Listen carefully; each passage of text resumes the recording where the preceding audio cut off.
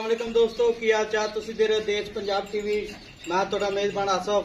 Number हुंदा 0307 10 76 965। अज एक माशाअल्लाह दूजन मज वीडियो लैके आए हैं।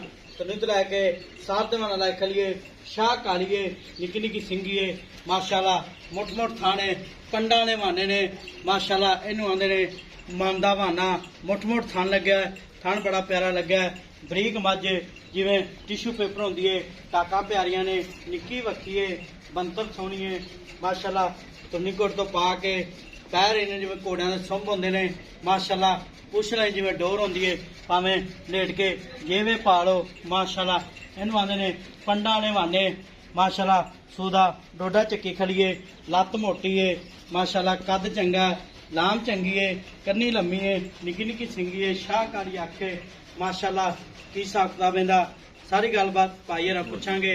सूई आ सोनाली अस्सलाम वालेकुम जी की हाल बाबा? वालेकुम सलाम।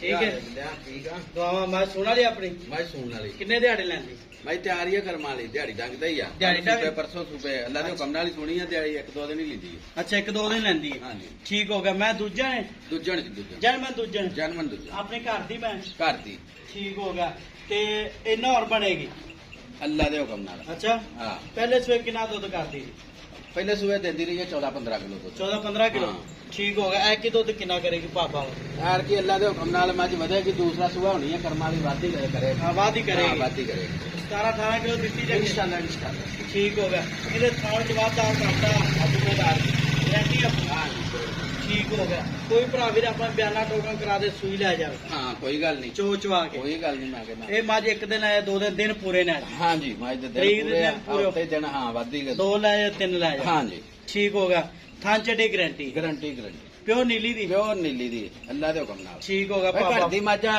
अच्छा। ਬਿੱਲਿਆ ਮੱਝ ਨਸਲੀ ਹੈ ਸਾਡੀ अच्छा हाँ।